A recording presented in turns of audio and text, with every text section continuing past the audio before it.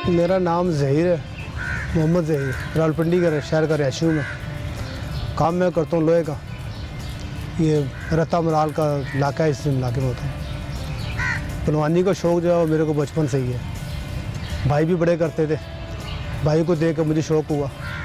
भाई ने मुझे पहलवानी सिखाई। उस्ताद मेरे थे मुल्तान के, अतामा मुज़फ़्फ़र नाम था उनका। इस अखाड़े में भी आते रहे। तो कुश्ती में काफ़ी लड़ा हूँ मैं, पंजाब के अंदर काफ़ी शहरों में लड़ा हूँ, सरहद में भी लड़ा हूँ कुश्तियाँ। तो अब तक शौक़ जारी रखा हुआ है अपना। साथ अपना काम मुझे लोहे का वो भी कर रहा हूँ और पहलवानी का भी शौक़ जारी रखा हुआ है। कोशिश ये होती है कि जो नए लड़के आए, नई नस्ल आए, वो इसको सीखे, इसको समझे। लेकिन वो ये है कि बस 2-4 दिन आते हैं और भाग जाते हैं, मतलब उनको कितना शौक़ नहीं आता। वो जिम की तरफ ज़्यादा चले जाते हैं। ये ज़रा काम ज़रा सख्त है, इस वजह से ना बस लड़के ठहरते नहीं हैं। कुछ हमारे पेटे लड़के हैं जो कर रहे हैं इस चीज़ को, और उन्हीं की वजह से हम भी आते हैं। अपने खाड़ा हमारा उस्ताद है दाद पहलवान, अल्लाह उनको जन्नत नसीब करे। उन्होंने काफ़ी हमारे साथ मेहनत की है। इस खाड़े को हासिल करने के लिए उन्होंने बहुत कुछ किया है। अगर शौक़ हो तो पहलवान 1 साल में भी तैयार हो जाता है। जो ना शौक़ हो तो 5-5 साल लग जाते हैं, पहलवान तैयार नहीं होता। अब पंजाब है एक ऐसा सूबा है जहाँ पर लड़का 3 महीने लगाता है और पहलवानी फुल सीख जाता है। उसकी क्या वजह है कि उस्तादी है वहाँ पर, इस चीज़ का शौक़ बहुत ज़्यादा है। इस वजह से हमारा लड़का जल्दी तैयार होता है। हमारे यहाँ पर हम चंद जो आते हैं पुराने, हम बताने की कोशिश करते हैं लड़कों को, लेकिन हम लड़कों के दिमाग में बात ठहरती नहीं है। अयूब खान के दौर में सालाना 4 बड़े दंगल इधर होते थे। उसके बाद ज़िया दौर तक मुकाबले होते रहे हैं, साल में हो गया, 6 महीने में हो गया। लेकिन उस दौर में एक और चीज़ थी कि इसके साथ बहुत से लोग थे जिसको कहते हैं ना कि जिनका रोज़गार मुंसलिक था, उनको हम कहते होते हैं ठेकेदार। वो ठेकेदार मुंसलिक थे। वो मुख्तलिफ पहलवानों को, किसी को 2000 देना, किसी को 5 देना, किसी को 300 देना, किसी को मुख्तलिफ रेट पे पहलवानों को कुश्तियाँ कराते थे। लेकिन उसके बाद ज़िया दौर के बाद तो तकरीबन ख़त्म हो गए।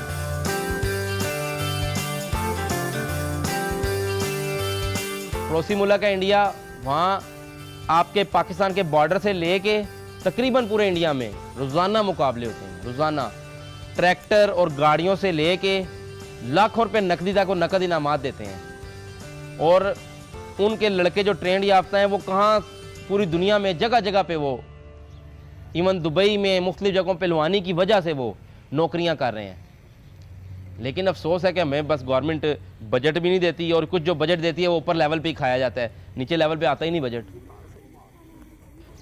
1.5 लाख रुपया, 1.5 लाख रुपये का हमने 2015 में आल पंजाब दंगल कराया और हुकूमत ने हमें सिर्फ 10,000 रुपया दिया। और ये भी उनका रवैया ये था कि 10,000 लेने ले लो, नहीं लेने तो हमें वापस कर दो। 1000 मिल जाता है, 2000 मिल जाता है कुर्सी लड़ने का। मतलब वो पहलवान को किसी उतने में तो वो तेल ही लगा लेता है बेचारा, महीने का 2-3 हज़ार का तो तेल ही लगा लेता है। पहलवानी का जहाँ तक ख़त्म होने का ताल्लुक है, सबसे बड़ा मैं उसको कसूरवार उठाऊँगा मीडिया को। हमारा मीडिया कसूरवार है। बेशक ये छोटा सा एक अखाड़ा है, लेकिन इसको सुबह शाम कवरेज मिले, लोगों को पता चले हैं, बच्चे लोगों के बच्चे आते हैं, ये खेलते हैं अपने जिस्मानी नशो नुमा के लिए। चलो ना खाने को मिले ना सही, लेकिन है तो है, आ तो रहे हैं। अगर लोगों को दिखाते रहे कि मीडिया का इस अमल दखल होगा तो ये कभी भी इस पर सवाल ना आता। फिर कुछ ऐसा एक वक्त ऐसा आएगा कि हमारा नाम लेने वाले कोई भी नहीं होगा, तो फिर इन खाड़ों को कौन पूछेगा।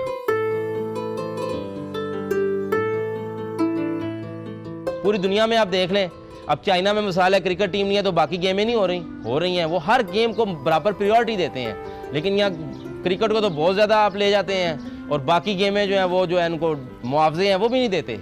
इनामात का क्या है कि 99 में हमारे एक ऑफिशियल आखिरी दंगल हुआ था गुजर खान में, उसमें शायद पहलवान जेल में रुस्तम रावलपिंडी बने थे। उसके बाद अभी तक कोई ऑफिशियल इनकाद नहीं हुआ मुकाबले का। अपने वदाब के तहत हम करा रहे हैं।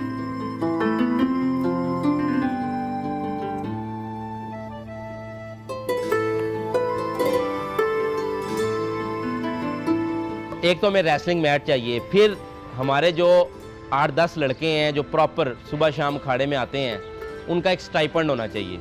उनका स्टाइपेंड मिनिमम 10,000 होना चाहिए, मैक्सिमम 30,000 भी हो सकता है, 40,000 भी हो सकता है। फिर हमारे पिंडी के अखाड़े के लिए एक नेशनल या इंटरनेशनल कोच होना चाहिए। पिंडी में और अखाड़े मंजूर किए जाएं, क्योंकि जब मुख्तलिफ अखाड़े थे पिंडी में तो एक मुकाबले की फ़ज़ा थी, 2 लड़के यहाँ से तैयार होने, 2 किसी और अखाड़े से तैयार होने। अब पिंडी में वाहिद अखाड़ा है और इवन मैं अफसोस कर कहता हूँ कि जेलम से लेके अटक तक जब भी मैं मुकाबले कराता हूँ, फ़ूने करता हूँ, जेलम से लेके अटक तक पहलवानी ख़त्म हो गई है।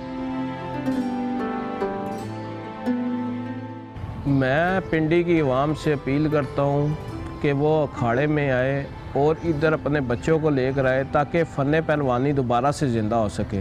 नहीं तो ये हमारा अखाड़ा जो एक रह गया है ये भी बंद हो जाएगा और इधर किसी न किसी महकमे ने अपनी बिल्डिंग बना लेनी है और ये एक ख्वाब बन जाना है कि इधर एक अखाड़ा था। हमारे पिंडी के बड़े बड़े फैक्ट्री मालिक लोग बैठे हुए हैं, अगर वो लोग हमारा साथ दें, हमारे पास आएँ, मेरी आवाज़ उन तक पहुँचती होगी या पहुँचेगी ज़रूर इंशाल्लाह। वो आके छोटे बच्चे जो हमारे उनके बच्चों को सरपरस्ती करें, उनको सैलरी वगैरह लगाएँ, उनको मंथली ख़र्चा दें, वो पहलवान बने। फिर देखते हैं कि हमारे शहर का, हमारे लोगों का नाम किस तरह रोशन होता है, हमारे फ़न का नाम किस तरह रोशन नहीं होगा।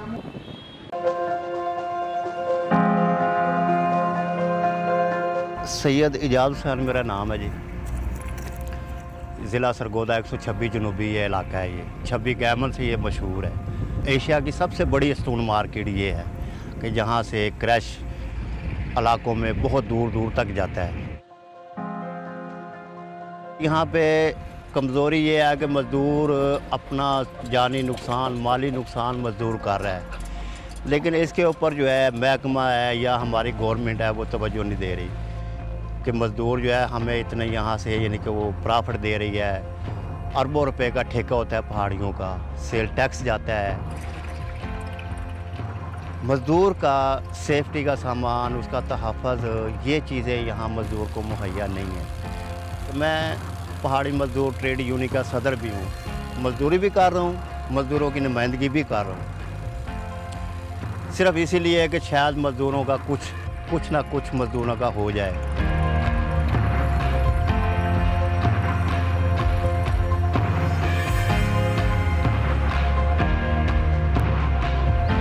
मेरा नाम मियां मोहम्मद रमज़ान आज़ाद है। मैं सन 2008 से जनरल सेक्रेटरी हूँ पहाड़ी मजदूर इत्तेहाद यूनियन CBA और पहाड़ी मजदूर ट्रेड यूनियन CBA का। वर्कर की तादाद इस वक्त हमारी जो है वो 10 से 15 हज़ार तक है पहाड़ी वर्कर की। इसके अलावा जो है तकरीबन 50,000 ख़ानदान जो है यहाँ पर इसी पहाड़ियों से वाबस्ता है। कोई क्रैशर का काम करता है, कोई लोडर चलाता है, कोई मिस्त्री का है। मतलब ये 50,000 ख़ानदानों को यहाँ पर, और पूरे पाकिस्तान में आपकी जनाब बिल्डिंग लेबर है, कंस्ट्रक्शन की, फिर रोड की लेबर है, बहुत सारे ख़ानदानों को ये तकरीबन आधा पंजाब यहाँ से वो रोज़ी कमा रहा है। सर चश्मा ये है पहाड़ी मजदूर। मजदूर हमारा बेरोज़गार है तरक्याती काम ना होने की वजह से, और दूसरा जो हमारा सबसे बड़ा इशू यही है कि काम तरक्याती काम हो तो हमारा मजदूर भी खुशहाल हो। अब जब तरक्याती काम ही नहीं है, फंड ही नहीं हुकूमत जारी कर रही, तो मजदूर तो भूखा मरेगा। इसके साथ सिर्फ हमारा मजदूर ही नहीं है, ये असरात पूरे हमारे मुल्क पे पड़ रहे हैं।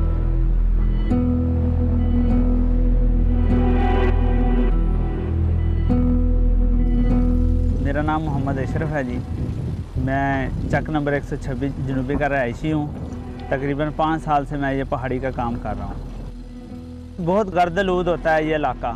अक्सर बच्चे और बड़े बहुत बीमार हो जाते हैं। इनसे जो गर्द-आलूदगी है ये, इससे सांस में बहुत मसला आता है, काफ़ी मुश्किलात हैं, ऐसी बहुत बीमारी फैलती है।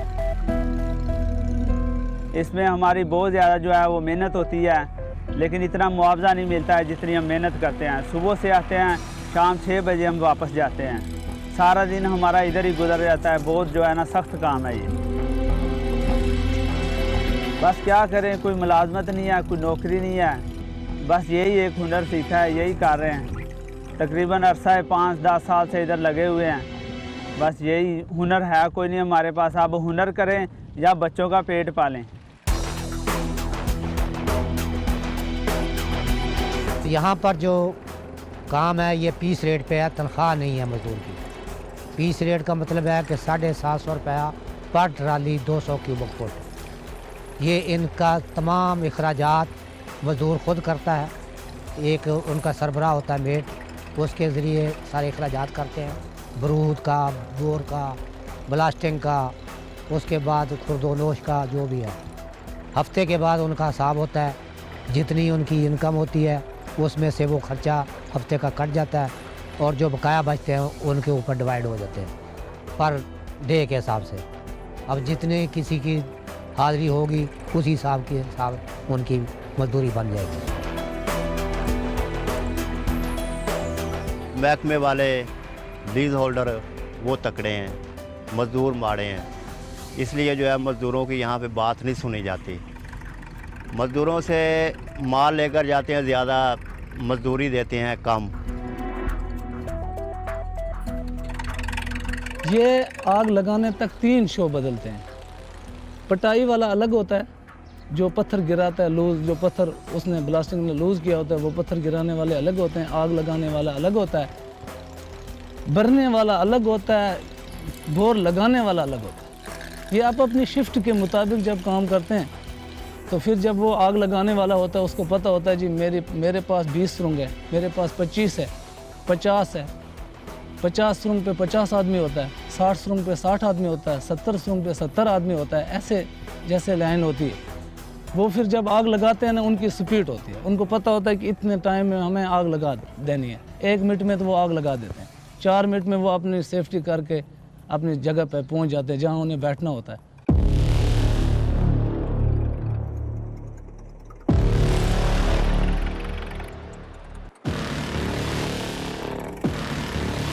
डेढ़ 2 किलोमीटर पत्थर की जो है रेंज है, इतनी दूर इसका ब्लास्टिंग का पत्थर जो है वो चला जाता है।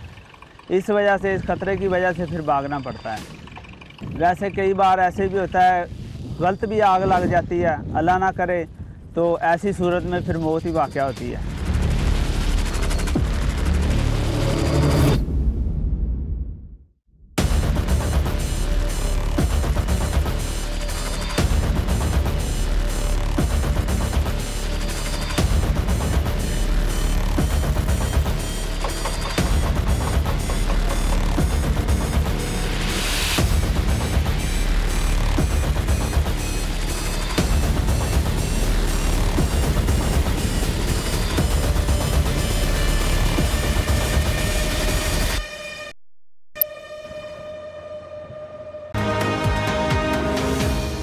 हम गरीब लोग होते हैं, हमारे पास तो इतना पैसा तो भी नहीं होता है कि एट अ टाइम हमारे पास 50,000 हो, 60,000 हो, 70,000 हो, लाख हो। 5-10 हज़ार वाली गेम होती है हमारी। तो हमारा ऐसा पेशेंट भी हो जाता है जिसके ऊपर हमारा एट अ टाइम 10 लाख रुपए भी हमें मांगते हैं। तो वहाँ अगर हमारे पास जरिया ना हो तो हम वो 10 लाख रुपए कहाँ से लाएं सर? फिर तो हम गरीब लोग गए ना, हमारा तो फिर तो हमें मरना ही है। मरने के सिवा तो और कोई चारा तो नहीं है। तड़फ कर मर जाए, जैसे भी मर जाए उसे फिर मरना है।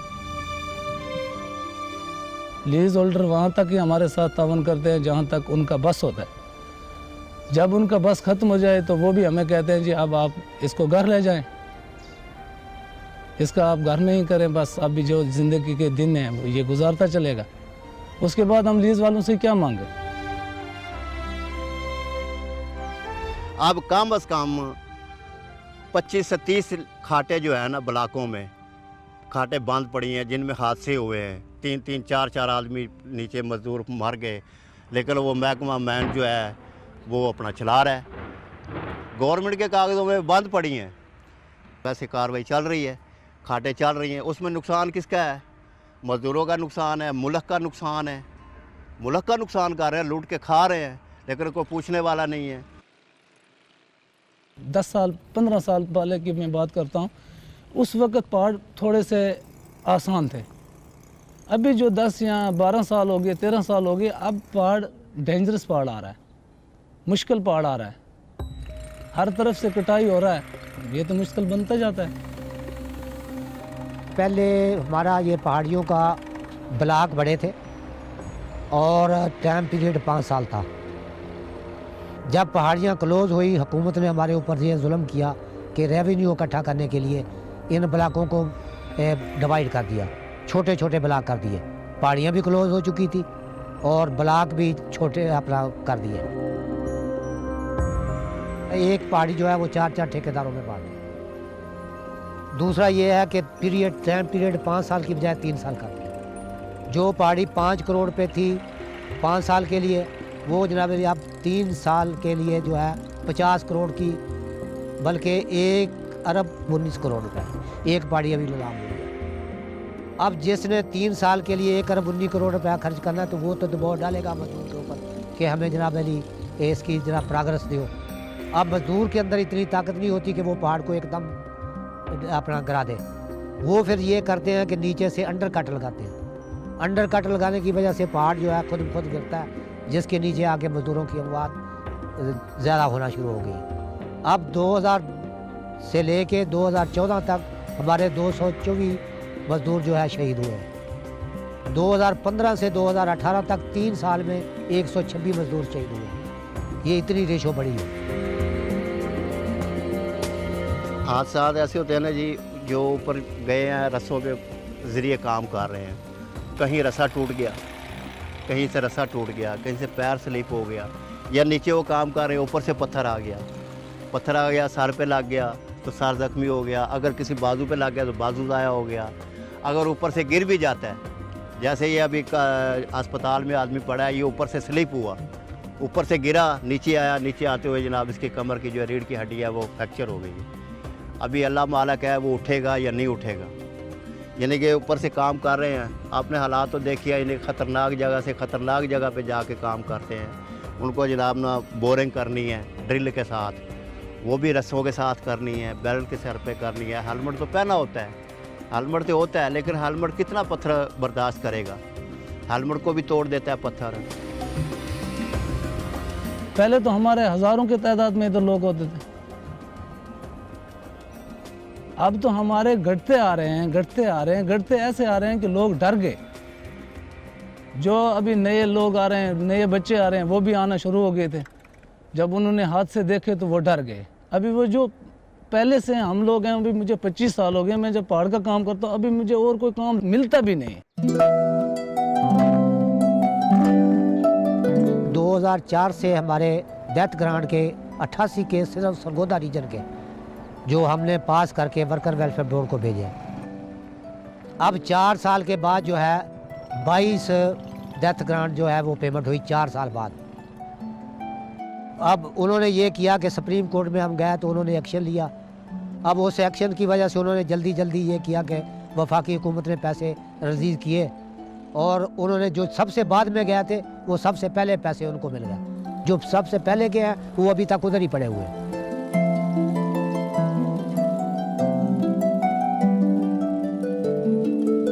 सुप्रीम कोर्ट में गए हैं, सुप्रीम कोर्ट तक हम गए हैं। अब जो ये मज़दूरों के मुआवजे मिले हैं ना बेवाओं को, ये भी सुप्रीम कोर्ट के जज साहब हैं, उनका हम शुक्रिया गुजार हैं कि उन्होंने मेहरबानी की है, उन्होंने जनाब एक्शन लिया है, तो अब मुआवजे आए हैं। नहीं तो मुआवजे भी मज़दूरों का जो पैसा है, फंड है, वो सारा वो खा रहे हैं, मज़दूरों को नहीं दे रहे। कई लोग जो है यहाँ पे जनाब अपाहज हो गए हैं, बेवा हो गए। एक आदमी जो मर गया वो तो मर गया, उसकी जान छूट गई। जो लोग जो मुहताज हो गया वो तो रोज़ जीता है और रोज़ मरता है। वो बच्चों की तरफ देखता है, वो मजदूरी नहीं करने जोगा, वो कहाँ से ले आएगा मज़दूरों के लिए, किताबें कहाँ से ले आएगा, रोटी उनके लिए कहाँ से ले आएगा, ज़रूरियात कहाँ से पूरी करेगा। वो रोज़ जीता है और रोज़ मरता है। हमारे हुक्मरानों ने कुछ भी नहीं गरीब को दिया। गरीब को क्या मिला? गरीब के लिए पाकिस्तान हर चीज़ देता है, मगर गरीब को मिलता नहीं है, गरीब तक पहुंचता नहीं है, गरीब को कुछ नहीं मिलता सर।